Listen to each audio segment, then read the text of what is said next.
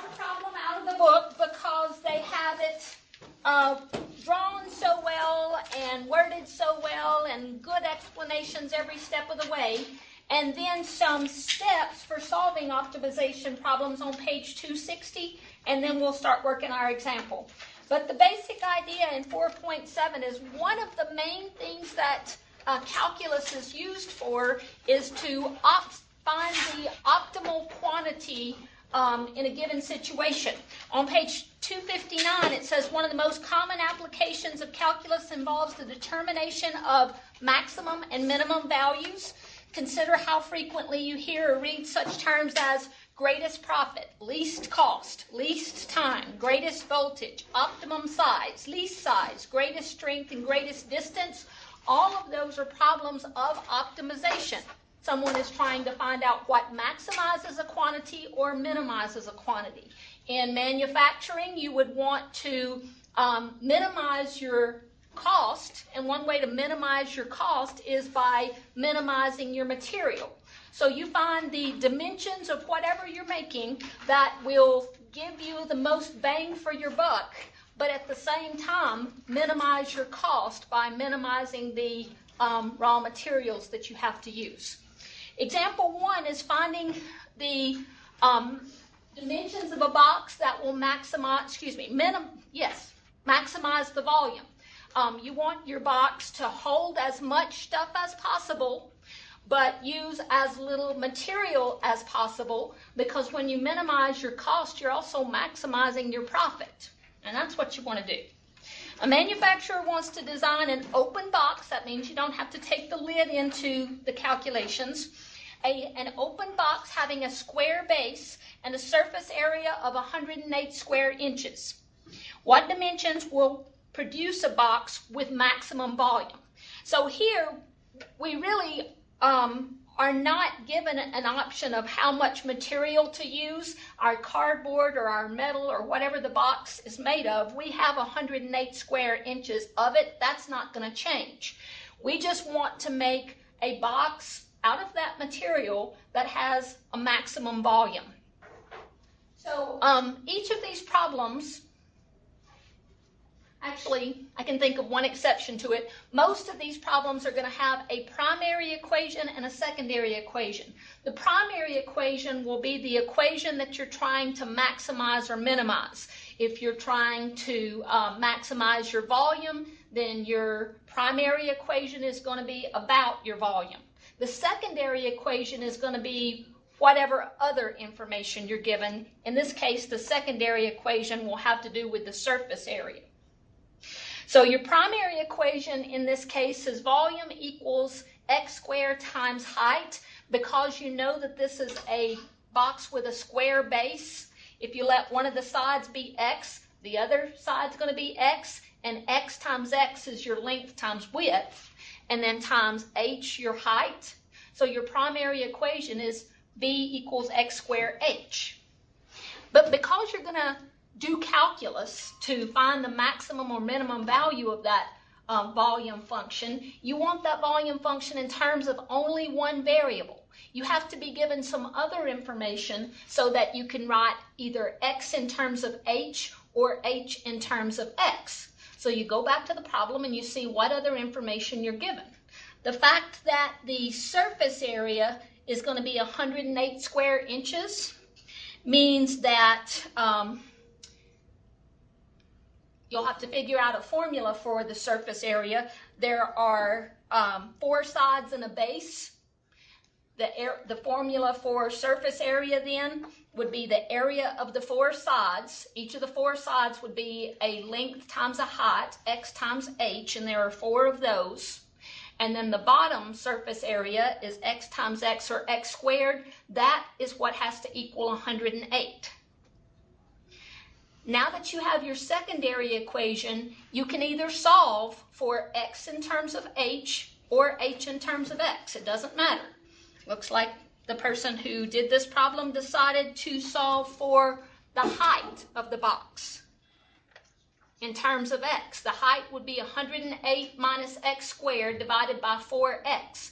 Now you have an expression for h in terms of x. You can use substitution. You can put that whole expression in the place of h in your original primary equation that you're trying to maximize. You just put 108 minus x squared over 4x in place of that h, and you have a primary equation that only has one variable in it. You differentiate both sides with respect to your independent variable. So in this case, you differentiate both sides with respect to x. Let's see where they did that, right here. When you differentiate both sides with respect to x, you come up with the critical points plus or minus 6, but negative 6 doesn't make sense for the edge of a box. Now they talk about the feasible domain of your primary equation, what makes sense for x and what makes sense for h. A negative edge doesn't make sense, so you know you can just disregard that negative 6 and use the first derivative test to show that the volume is increasing up to 6 and then starts decreasing after x equals 6. So 6 is where your maximum volume is going to occur. You could put 6 on a number line and just use a test point to the left and to the right of 6 to show that the volume is increasing and then starts decreasing. That means that x will optimize the volume, and you just plug that 6 back into your volume equation to find what the optimum volume will be. So you've got two things to take back to your engineers. You have x equals 6, or the length of the box needs to be 6. The width of the box needs to be 6 because the base is a square. You can find h now. You had a formula for h. Where was your formula for h? Right here. Now that you know x is 6 maximizes the volume, put 6 back into this equation and find the height that maximizes the volume, and then also calculate the volume and tell the boss, whoever he or she is, what that maximum volume we're going to be able to achieve actually is. So every problem has these same steps. Write a primary equation for the thing that is to be either maximized or minimized. Then, using your other information, get a secondary equation, solve for one of the variables, and substitute it into the primary equation so that your primary equation is in terms of only one variable. And then differentiate that equation to find the critical numbers. Show that the critical number either maximizes or minimizes your primary function, and then find all the things you're asked for. In this case, the length of a side, the height of the box, and the volume of the box. Those are the steps that are on page 260. And I will do as many examples in class as I can, but don't forget there are also other really, really good examples in the book. If you happen to have a problem tonight on maximizing cost, no, you would never want to maximize your cost, minimize your cost. And I didn't do a minimizing cost problem in class. That's probably because there was a minimizing cost problem in the book, so make sure you look for that. But here are the steps. If you can draw a picture, draw a picture. That's always helpful. And then write your primary equation for the quantity that's to be maximized or minimized. Write a secondary equation in most cases so that you can solve for one of the variables and substitute it into your primary equation to get your primary equation to the point where it only has one variable. Determine the feasible domain. I don't always write that down, but I am always thinking, well, does it even make sense to say x equals -6? It would if you were talking about a temperature. It wouldn't if you were talking about the length of a side of a square. And then determine the max or min by calculus. That means find the critical points and the value which maximizes or minimizes the quantity that you're trying to maximize or minimize. All right. One more thing before we do some examples. There are infinitely many shaped boxes that would have a surface area of 108 square units, whatever these units are. You could have a tall, skinny box or a short, wide box. All of them would require the same amount of cardboard, but depending on the length and the width and the height, one of them would have a volume that was bigger than any other possible volumes that you could find using that same amount of cardboard or metal or whatever it is we're using.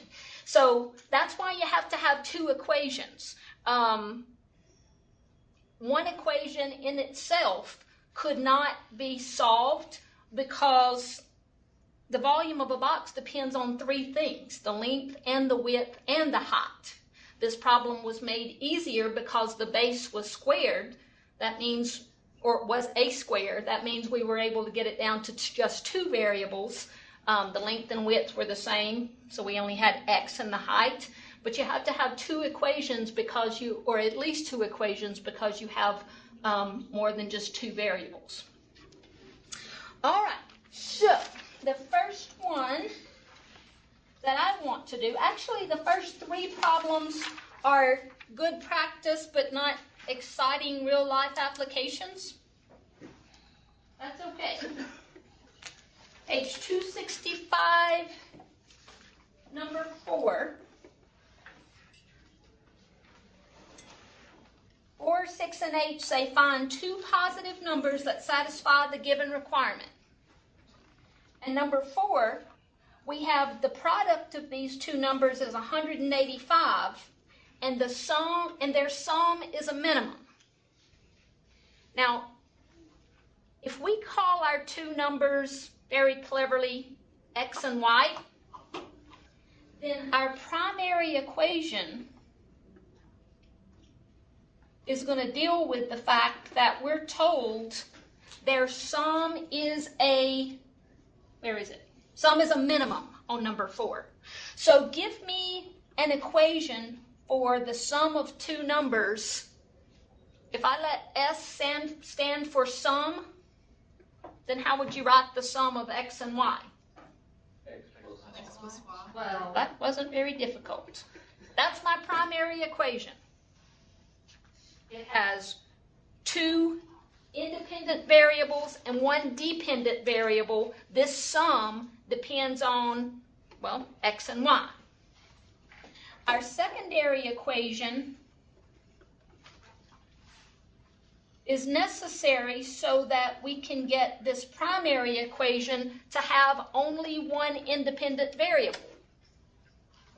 So we go back to the problem and find the other information we were given. We're given that the product is 185. So what's my secondary equation? Yeah, 185 equals x times y, or x times y equals 185, same thing.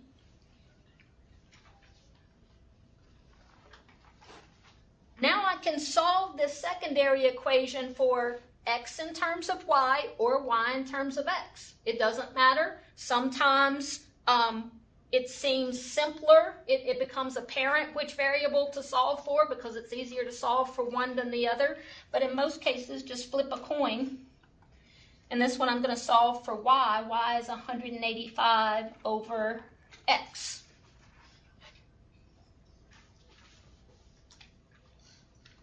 And the goal, or the nice thing about having this secondary equation, is now I can put 185 over x in place of y, and my primary equation will only have one variable in it.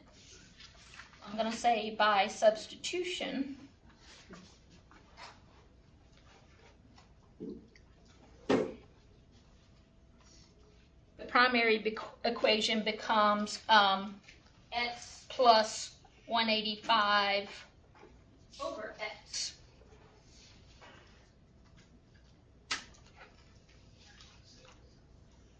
I'm trying to, is it maximize or minimize? And number 4, the sum is a minimum. I'm trying to minimize that sum. I'm trying to find two positive numbers that multiply together to give me 185. Well, there are lots of numbers that multiply together to give me 185. I could come up with a whole list of them. But not only do I want them to multiply together to give me 185, I want them to have as small as possible of a sum. So how do I find what value of x minimizes their sum? You take the derivative.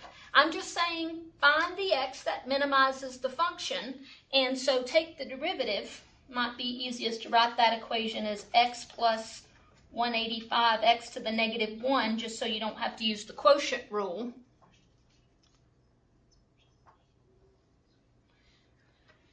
But the derivative of s with respect to x, and I'm using this notation, I don't want to just use s prime. It's not wrong if you do, but this clearly shows what I've differentiated with respect to. So the derivative of the sum with respect to x is 1 minus 185 over x, or not over, but times x to the negative 2. And I'm looking for what makes that either 0 or undefined. Well, maybe I'd like to write it as 1 minus 185 over x squared. And I can immediately see what makes it undefined. 0. But is 0 a possible answer for a problem that says find two positive numbers? 0 is not a positive number. So we're not concerned about that critical number. Then we need to find what makes the whole thing equal 0. I would probably add 185 over x squared to both sides, and then multiply both sides by x squared to clear out the fractions. That would give me x squared equals 185. So x is the square root of 185. Wait, that's not giving me a... Oh, it said positive numbers. It didn't say whole numbers. I started to say that's not giving me a whole number, but that's okay because I wasn't told I had to have a whole number. X is the square root of 185. Actually, when I solve that equation, I'd have plus or minus square root of 185, but again, I'm looking for two positive numbers. Can't think if there's a perfect square that'll go into 185 right off the top of my head. 9 wouldn't, 25 wouldn't, 16 wouldn't. No, it has to be a factor, something that multiplies a factor of 185. I could write it as the square root of 100 plus 85, but then I couldn't take the square root of a term. I don't think there's a perfect square that'll divide into that evenly. And if there's not, then square root of 185 is the value that maximizes the function, or minimizes, I keep saying maximizes, it's the value that minimizes the sum. Let me give me a decimal approximation of this. I'm going to remember that square root of 185 is the exact answer, but approximately what is that? 13.6. 13.6-ish. So I'm going to put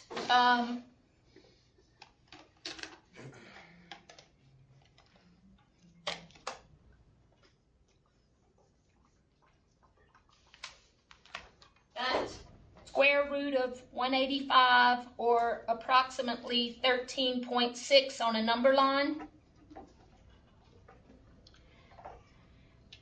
And make sure that the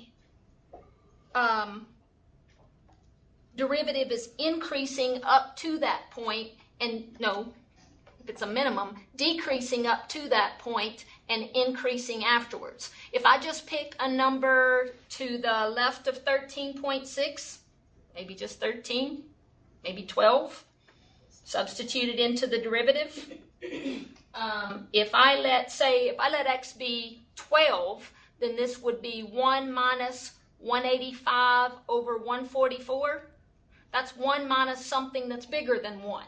That's going to be a negative. And then if I take something greater than 13.6, say 14, and substitute it into the derivative. I have 1 minus 185 over 196. That's 1 minus something smaller than 1. That's positive.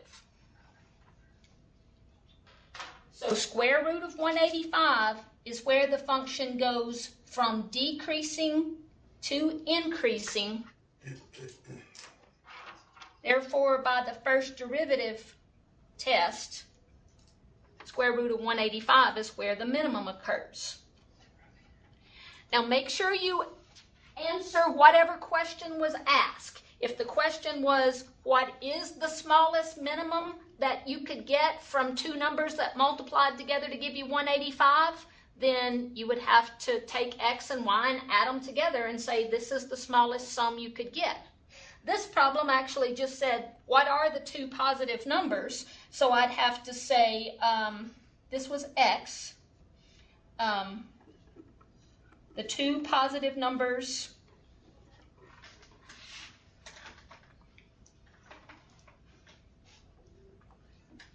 which minimize the sum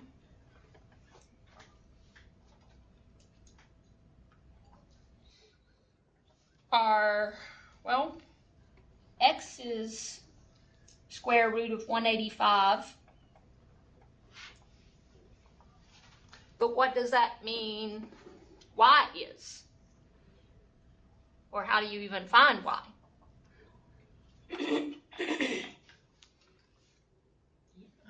Plug that into x, that 1x square root of 185 x. Where? The original equation. In the secondary equation?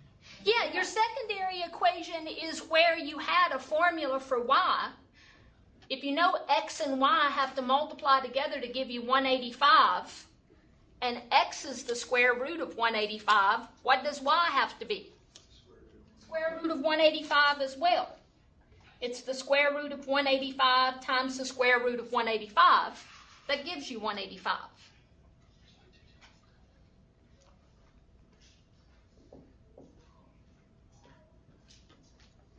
So that's the two positive numbers we were looking for. And if we said what is their sum, then it would be 2 square root of 185.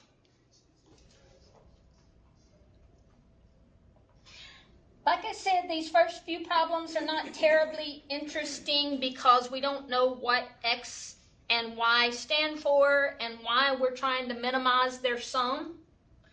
But later problems where we're trying to minimize cost or maximize volume or find the width, let's say the width of a building. And I'm about to start talking outside my realm of knowledge here, but when you dang it, I used to know these words. What do you call the iron triangles that hold up the roof of the building? This is really embarrassing. Truss. Your trusses. Your trusses. I'm sorry. Normally I know the word trusses. It just left me.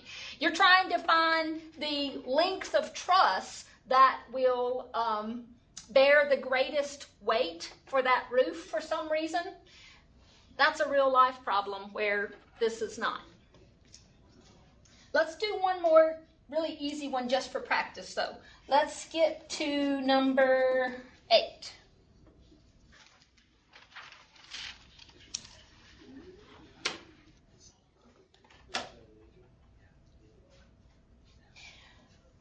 Number 8 says the sum of the first number squared and the second number is 54, and their product is a maximum. Which is what does the primary equation need to be about? Their product, because that's the quantity that we're trying to maximize. So the primary equation needs to be about the product. It could be P equals what? The two variables, the two positive numbers we don't know are x and y. So the other information in the problem is to give us our secondary equation. And it's important to distinguish which is your primary equation and which is your secondary equation, because it's always going to be the primary equation that you differentiate. You never differentiate the secondary equation. All right, the other information that we're given is the sum of the first number squared and the second number is 54. What's that equation?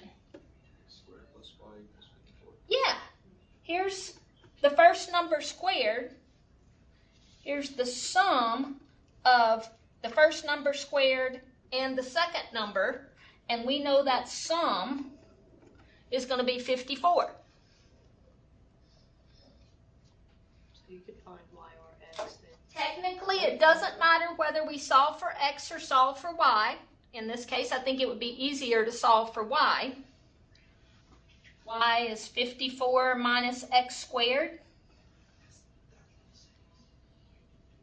And then we can substitute that expression for y in place of y in the primary equation.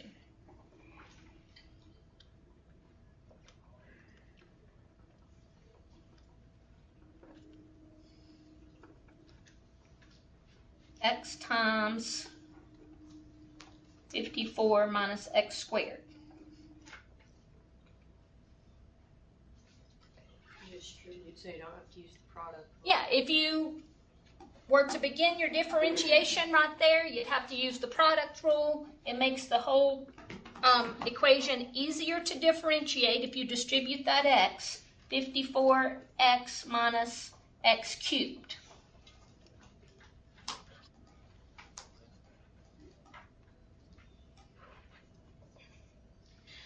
So what is the derivative of the product? 54 minus 3x squared. Yep, 54 minus 3x squared.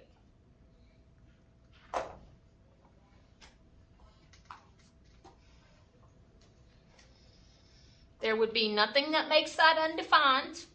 So you're only looking for what makes it equal 0.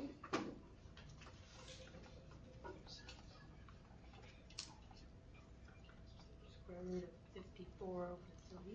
Square root of 27. That's not 27, is it? Double check. I was thinking 84 instead of 54. 3 does go into 54. 18. 18.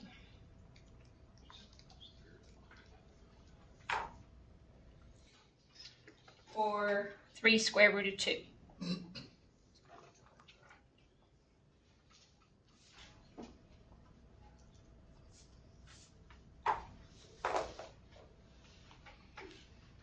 And then just make sure that that is what maximizes the product rather than minimizes the product. I don't even remember where I read it, and luckily the mistake was caught before a space shuttle blew up. But there was a big problem at NASA once because a scientist was supposed to find what maximized or minimized something. He was trying to maximize something, and he actually found the value that minimized it. Well, you don't want to minimize the thing that you're supposed to be maximizing. We need to make sure that that's what maximizes the profit. And to do that, we just put 3 square root of 2 on a number line and look at the sign of the first derivative to the left and to the right of that. Wouldn't it be plus or minus? Because it didn't indicate if we were finding. No, the directions said find 2 positive numbers. I didn't. Otherwise, it would be plus okay. or minus. Yeah. All right, so something to the left of 3 square root of 2, what about just 3? If we let x be 3, we would have 54 minus 27, 54 minus 27 is positive.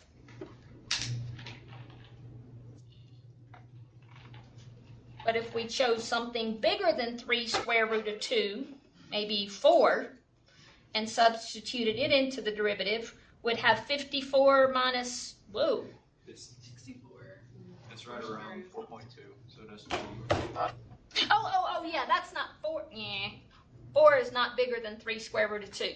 5 is? Yeah. Yeah, because this is approximately, 4.2. yeah, that's approximately 4.2. So if we choose 5 and substitute it into the derivative, we would have 54 minus 75, and 54 minus 75 would be negative.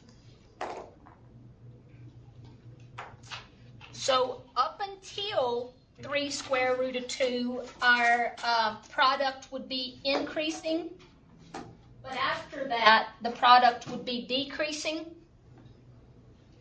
So x equals 3 square root of 2 is the value that maximizes the profit, or product. How do you get to 75? Hold on just a second, I might have done that wrong in my head. If I let x be 5 right here, Kayla, 5 squared is 25. Oh, 25 times 3 is 75. So I was doing the wrong equation. Okay. I was doing it in the secondary equation and derivative. Ooh, no. Okay. So plug it in. Maximizes the product. And then look to see what question was actually asked. The question was, find the 2 positive numbers. Well, we have found one of them. Where do we find the other one? Plug that back into your secondary equation. The easiest place is probably here where you have the y by itself. Of course, it wouldn't be much more difficult. No, actually, you couldn't substitute it into the primary equation because you don't know what that product is. So substitute it into the secondary equation to find your y. Y equals 54 minus 3 square root of 2 squared. That would be 9 times 2 is 18. 54 minus 18 is 36. Is that right? 9 times 2 is 18. 54 minus 18 is 36. So the 2 numbers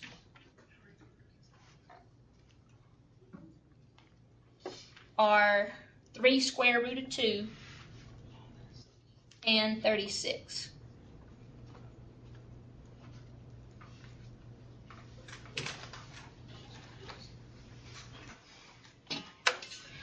All right. Harriman, y'all are being amazingly, fabulously quiet, but if you have a question, tell me. If you don't understand why we did anything we just did, ask now or we're going on to a bigger one. Okay, so there at the end, we just want to find what our y is, so we just plug in what we got for x in the derivative. Not the derivative. You were perfectly correct up until you said into the derivative, but if you have an x and you want to find the y that goes with it, you have to use your secondary equation where you had an equation for y in terms of x. This is where I substituted the 3 square root of 2 right here. That's what I was getting at. I was saying what we got for the derivative. What we saw, we got our derivative.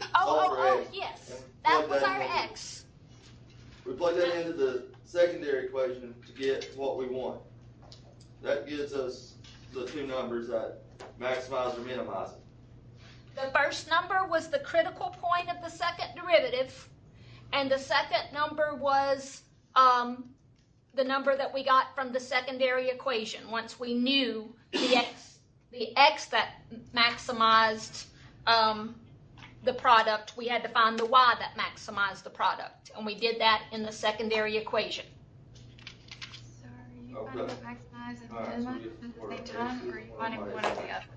Okay, Sarah asked a really good question. Am I saying that x maximizes the product and 36 minimizes the product? No. No. Yeah, I'm looking for 2 numbers whose product is a maximum.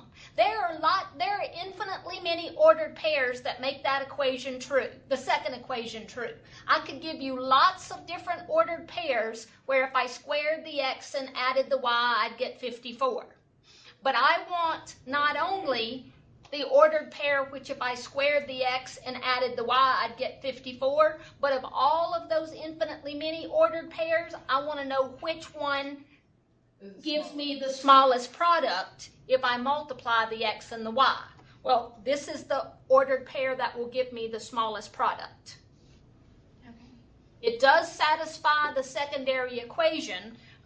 This squared plus this does equal 54, but there are infinitely many ordered pairs that would satisfy that equation. There's only one ordered pair that would satisfy this equation and at the same time give you the smallest possible product.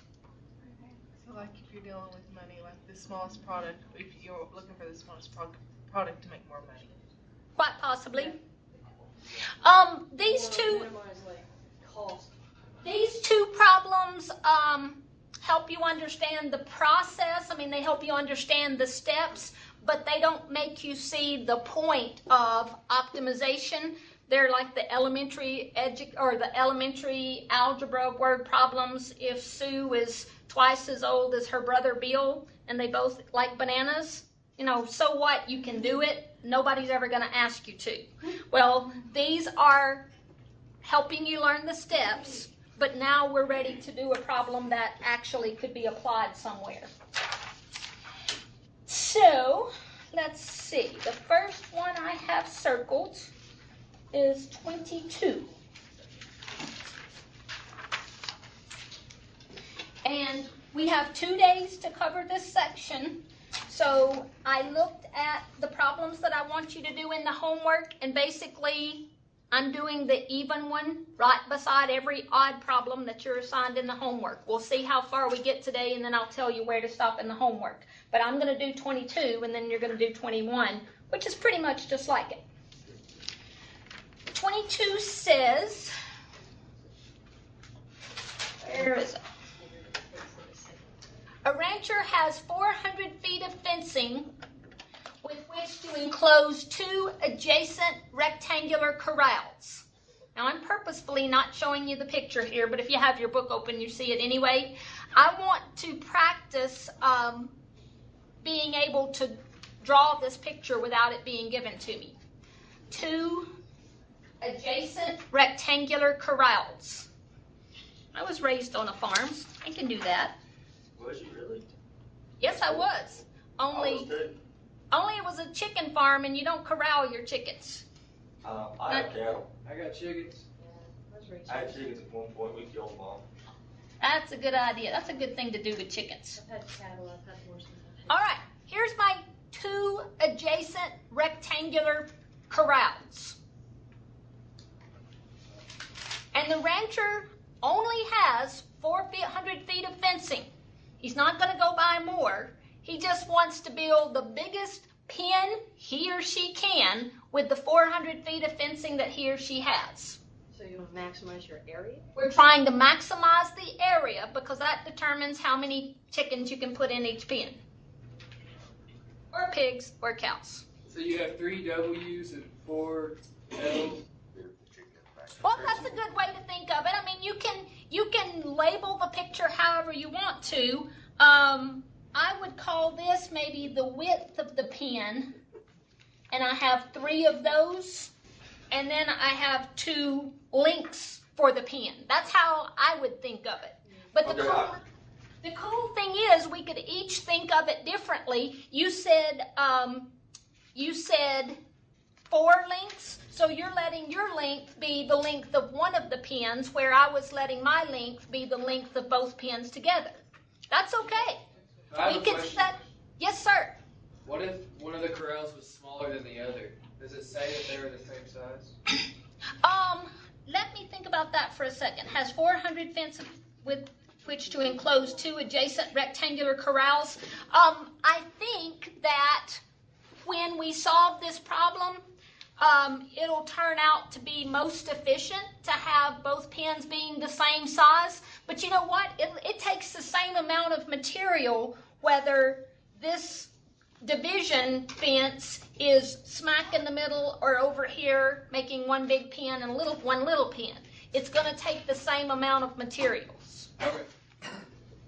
All right, so So you decide whether you want your length to be the length of the 2 pins together or the length of just one of the pins. It does not matter as far as correctness which one you do, but once you write down what L is, you're committed to that through the rest of the problem. I think that maybe just having 2 lengths may be easier somewhere down the road than having 4 lengths. But that's not a matter of correctness, that's a matter of opinion. And then I have 3 of these widths and 1 more whole length.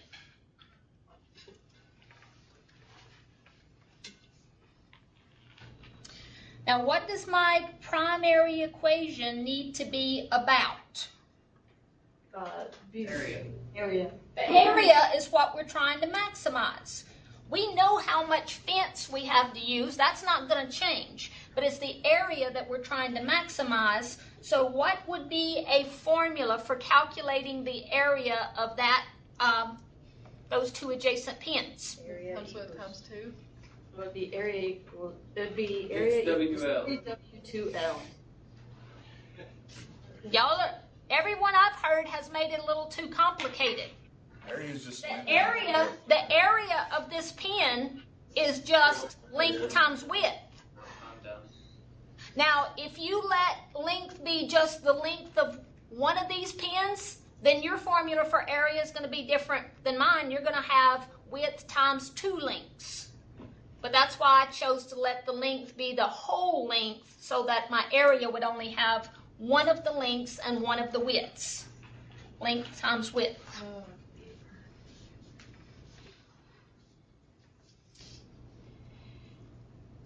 And what about my secondary equation? Perimeter?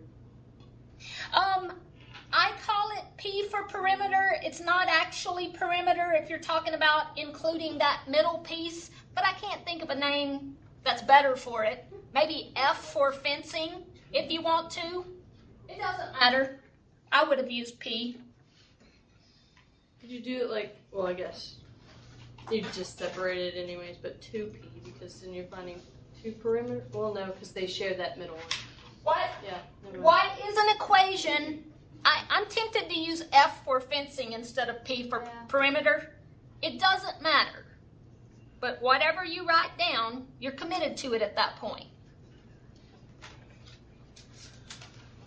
I'm going to use F for feet of fencing. And what is a formula for how many feet of fencing I need? L plus 3W. 2 L's and 3 W's.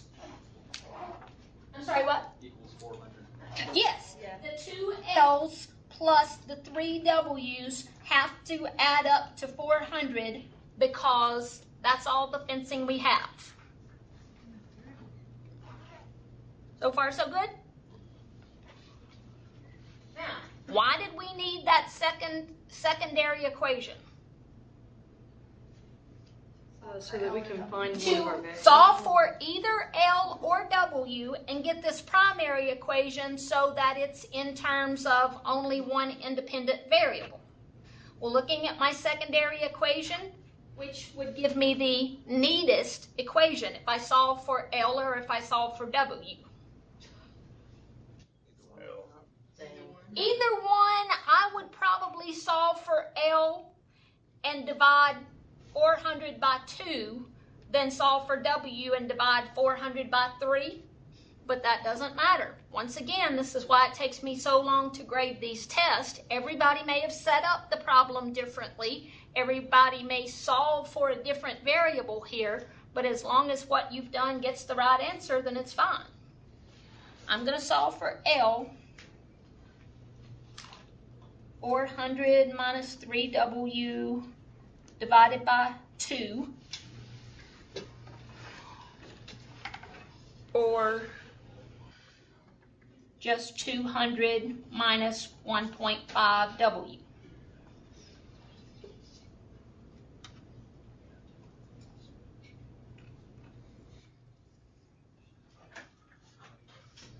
By substitution,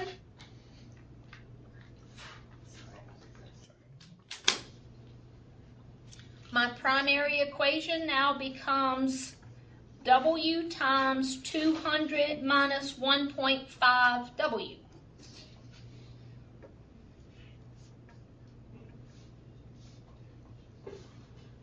And it would be easier to differentiate if I distributed that W so that I didn't have to use the product rule.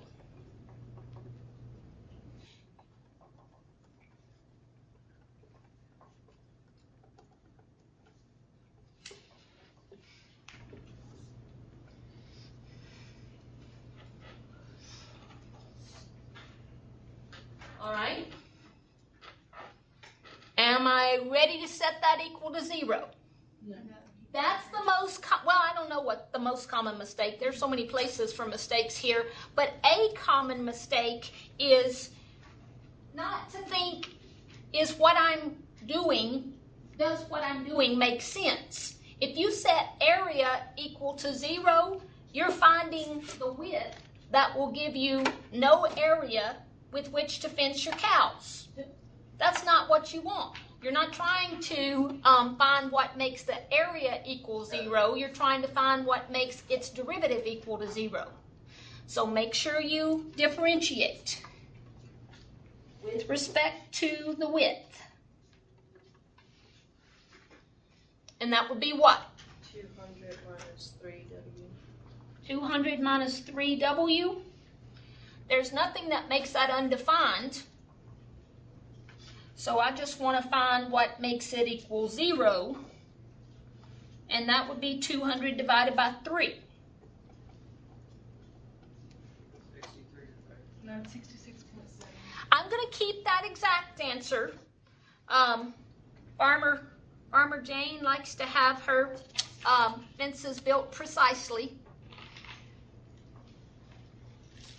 But I'm also going to make sure that I have found the width that maximizes the area rather than minimizes the area. I certainly don't want to minimize the area of my pen. So I'm going to put that 200 over 3 on a number line. Look at the sign of the derivative to the left and to the right of that.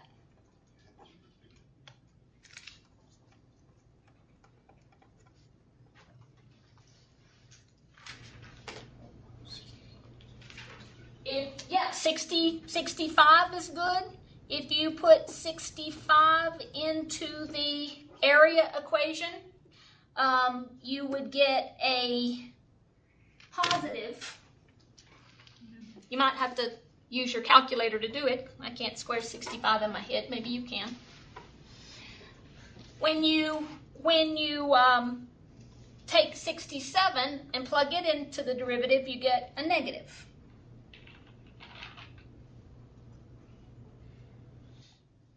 So 200 over 3 is the exact width where if I make the pen any less wide than that, I won't yet have reached maximum area, but if I make the pen any wider than that, my area will start decreasing.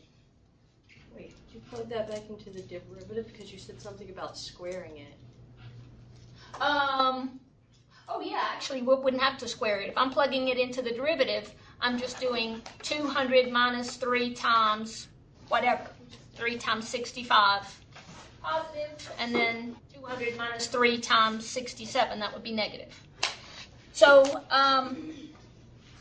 that maximizes the area. Notice I didn't say that that is the maximum area. That's not an area. That's a width. It's the width which maximizes the area. And then I have to look back and see what the problem asked me to find. I was asked to find the dimensions of the pen. So I'm going to go back and tell this farmer, your pen needs to be 66.5-ish feet wide, 66 2/3 feet wide.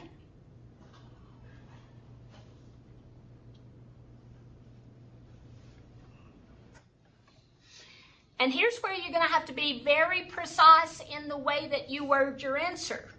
Do you want to give the total length of the two pins together, or do you want to give the length of each pin? Probably give him the length of each pin if he's building two adjacent ones. You just got to word your answer in a way that it makes sense to the farmer. It doesn't matter. It's not that one way is correct and one is incorrect, but your answer just has to make sense. I'm going to say 66 2/3 by a total length. And that way my total length, where will I find the total length? Where you solve for W? Back in the secondary equation where I have an equation for L in terms of W. L is 200 minus 1.5 W. So that would be 200 minus 100. Is it 100? Yeah. Total length, 100 feet.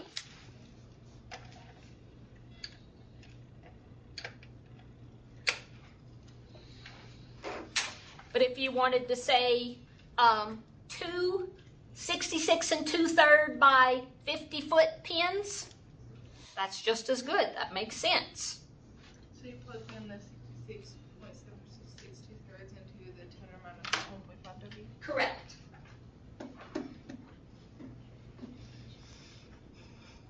Funny thing is, my daddy could have figured that out without calculus. Yeah. Anybody raised on a farm can figure that out without calculus. All right, Harriman, any questions?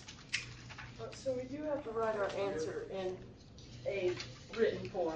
That's the only way it makes sense. I think that if you go back to this farmer and say W equals 66 2/3, or heaven forbid, W equals 200/3, he's going to sick his sheepdog on you. Say something under his breath about dang engineers. All right, I think that we have time to do at least one more. And you may think, wow, we have 25 minutes. Well, it may take 25 minutes to do number 28. Possibly. Here it is. Yeah, number 28.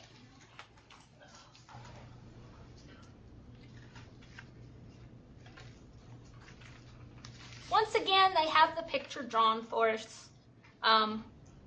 You may want to cover it up and practice drawing your own picture, because on the test, unless it's a very complicated picture, I'm probably not going to give you that. I certainly wouldn't draw two adjacent cow pens for you. Number 28 says, find the area of the largest isosceles triangle that can be inscribed in a circle of radius 6. There is nothing about that I would have to have someone draw for me, other than the fact that mine wouldn't be pretty. Yeah, my circle probably wouldn't. Yeah, my triangle might look okay. My circle, I can pretty much bet, is going to be rough. Unless I'm just very, very clever and trace the picture in the book. That is so sneaky.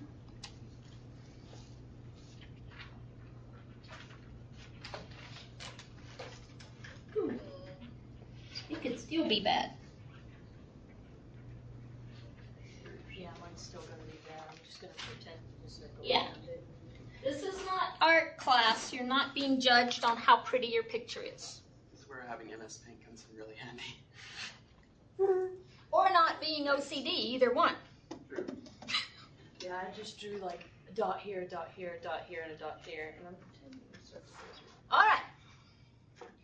All we know about the circle is that it has a radius of 6. Do we know that that base of the triangle is the diameter of the circle? Yes. Well, not necessarily. No, we don't. I mean, my picture, it doesn't look like it, but even if it did look like it, if I'm not told that that triangle forms the diameter of the circle, I can't assume that. So I'm going to say my center of the circle is here somewhere, and its radius is 6. Now that means that this distance is 6. No, you just told me that that was not the diameter of the circle. Oh. Yes, okay, you're absolutely right. The diameter is 12, but that doesn't mean that the base of this triangle is 12. Okay, I misunderstood what you said. It also means this distance is 6, or I could draw any radius of the circle and it would be 6.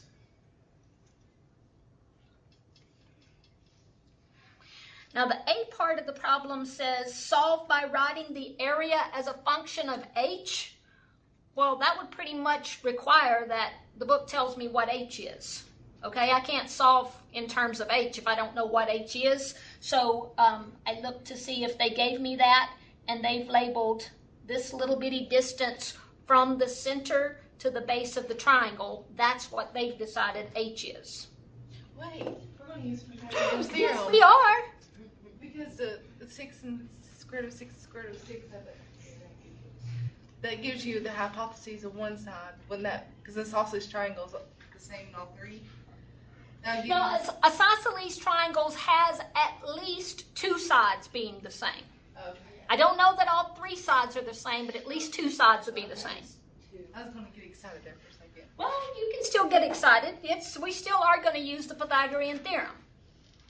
Let me go back and read this again so we can figure out what our primary equation needs to be. Find the area of the largest isosceles triangle that can be inscribed in a circle of radius 6. What does our primary equation need to be about? Maximizing area. It's about area. So, primary equation is about the area of what? The triangle or the circle? Triangle. Okay. Here's how I'm going to make sure that I understand that. Is that okay if I use A with a little triangle down below it to mean this is the area of the triangle? What's the formula for area of a triangle? 1/2 base times height. Now, on the test, or before the test, several of you just wanted to double check with me that I was going to do what I promised, and if you needed a formula that I didn't think it was reasonable that you should just have memorized by now, I would give it to you. I don't think that there ended up being a need for me to give you a formula. One was about a plane flying over a radar. That was a triangle and the Pythagorean theorem. I can reasonably expect you to remember that. I could reasonably expect you to know the circumference and the area of a circle by now. I think I could reasonably assume you should know area of a triangle by now. But anything surface area of a right circular cylinder, you don't ever have to memorize that for me. I would give that to you. Or volume of a sphere, I would give that to you. So same thing here. I think I could reasonably expect any calculus student to know the area of a triangle is 1/2 base times height. All right, let's see. Honestly, when I did this one in my office, well, a minute ago when I said 99% of the time you're going to need a secondary equation, I had just done this problem in my office and thought, I don't really need a secondary equation for that. I could put that, I could put r equals 6 for a radius of a circle, but that wouldn't help me very much because that 6 is no particular part of the triangle. It helps me find a part of the triangle though. Because of this radius being 6, what does that tell me about the triangle? Ooh, what's the height of the triangle? 6 plus h. 6 plus h is the height of the triangle. And I also need a base. How can I find the base of that triangle? Half of the 6 plus h. No, that wouldn't work. Oh.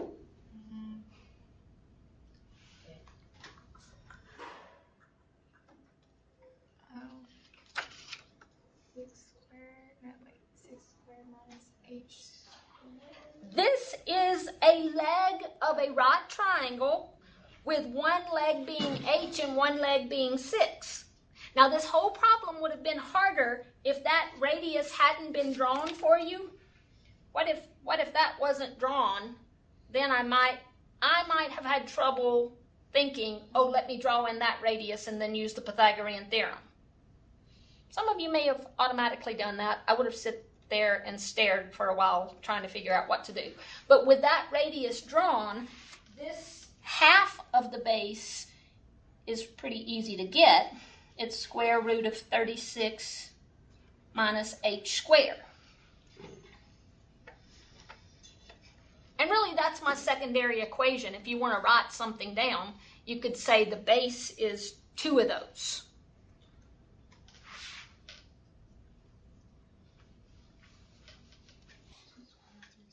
Yeah, you could. I didn't write this down in my office, but if it helps you, you can.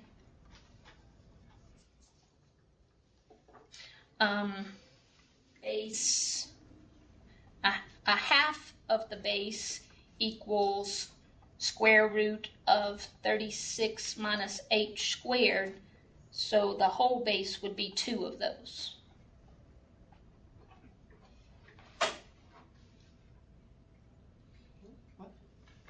Oops, there you go.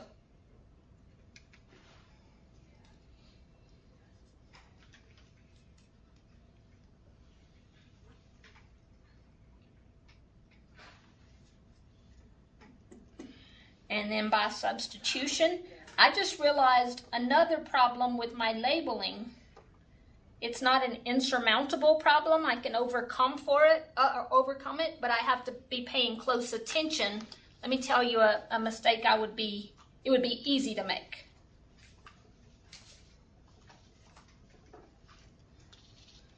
The area of the triangle is 1/2 of the base, which is 2 of those legs of the right triangle,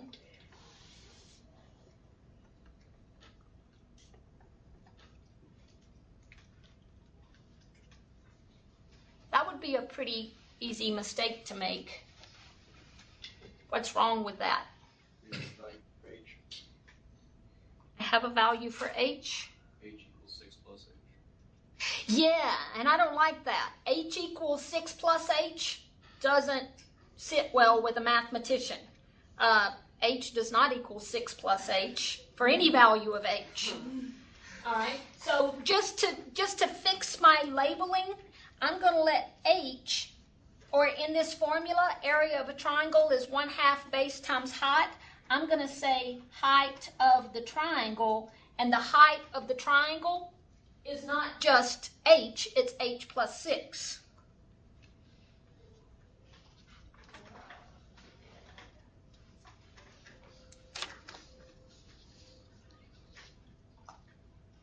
Let me zoom out so you can see a little bit more. I might even say I have 2 secondary equations. This is one, and then the other, the height of the triangle is not just h, but 6 plus h.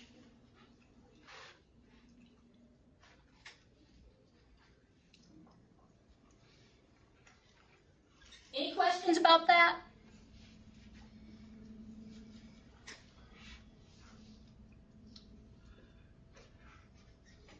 All right. Not a whole lot of cleaning up I can do before I differentiate that. I can say the 1/2 times 2 is 1, but that's about it.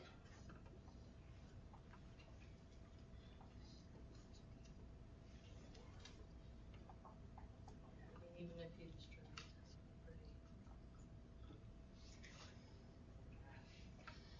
to That's just going to take the product rule.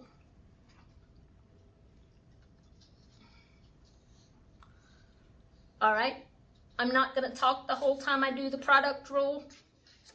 You try it and let's see if we end up with the same thing at the bottom.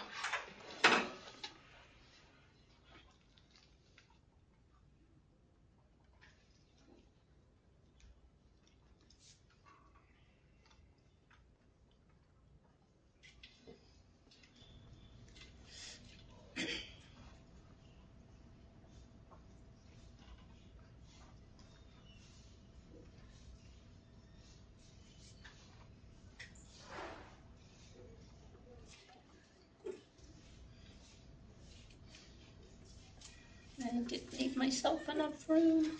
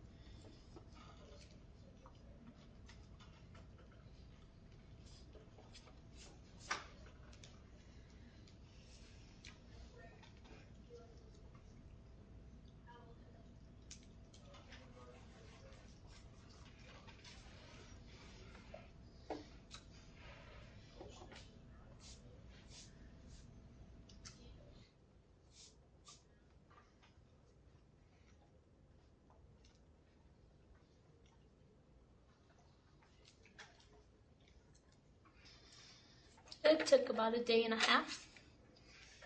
I think I got it.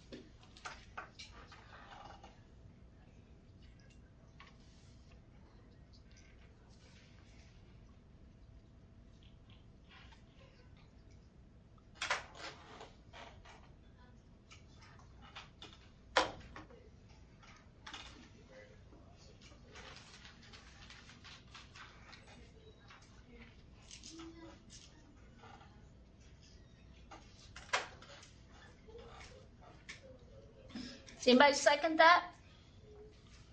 Yeah. Okay.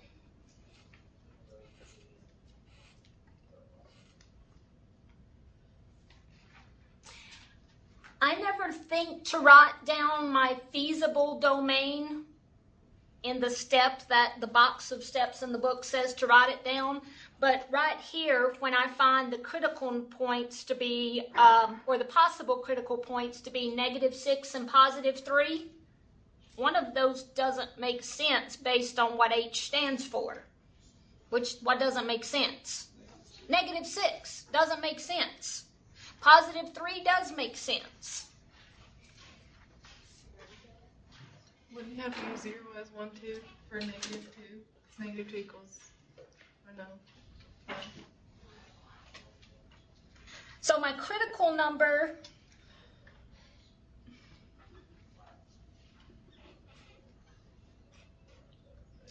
is H equals 3. And I need to look at the sign of the derivative to the left and to the right of 3.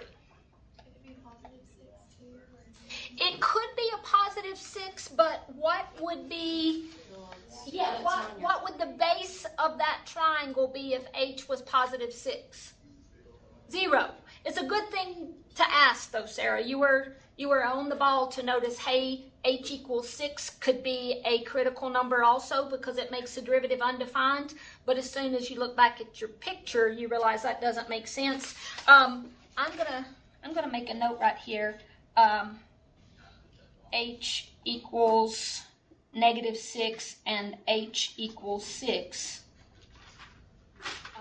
are not in the feasible domain.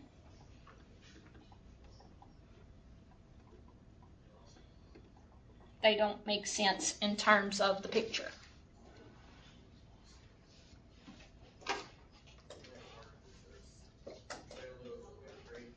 So I need to look at the sign of the derivative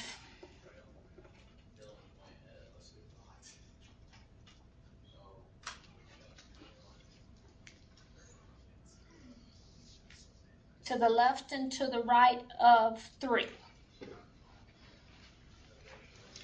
And the easiest place to substitute maybe 2 and 4 is in the factored form of that derivative. You know the denominator is always going to be positive.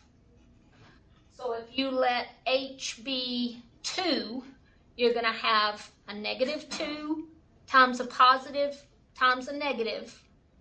That means the whole thing's going to be positive. If you let H be 4, you're going to have a -2 times a positive times a positive.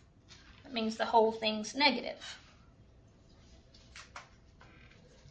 So if H is anything smaller than 3, my area of that triangle is still increasing.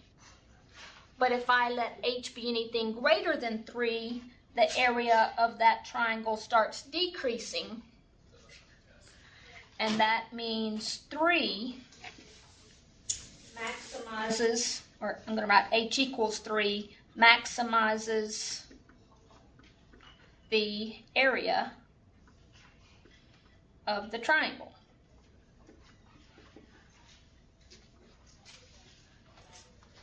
Is it H subtriangle or H? That is H. No, that's H. Okay. Yeah, H subtriangle was 6 plus that. Now we've got to look back and see what we were asked. I don't know if it said find the value of H, which maximizes the triangle. Let's see. It said find the area of the largest isosceles triangle. So it didn't ask us for all the sides. It didn't ask us for the value of H. It said find the largest area triangle that can be inscribed in that circle of radius 6. So how am I going to find the area of the triangle? Plug H equals 3 back into the primary equation. You guys on the face? Actually, right here is I have a formula for the area of the triangle with only h's in it. I could use the primary equation, but if I did, I would have to find the base. Here I have a formula that for area that only has h's in it. So that's the easiest place to substitute. So the area of the triangle is, where was it? Square root of 36 minus 3 squared times 6 plus 3.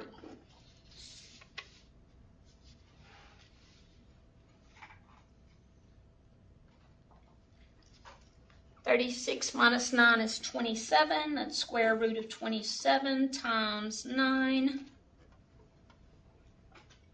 or 27 square root of 3.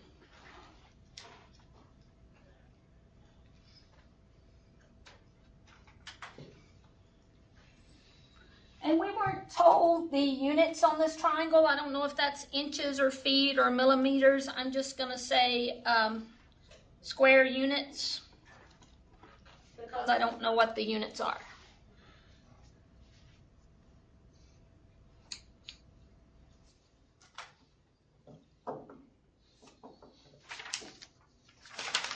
All right, that did take almost 25 minutes for that problem and half a page. Since I got through 28, I want you to try the list problems I listed through 29, and those would be these.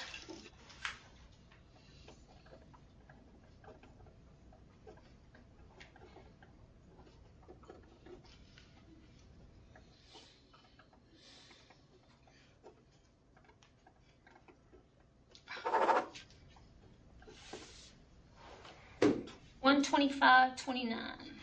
Wait a minute. This pen's going in the garbage.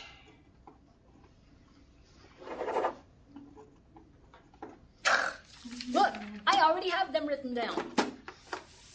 Right there. 6 problems.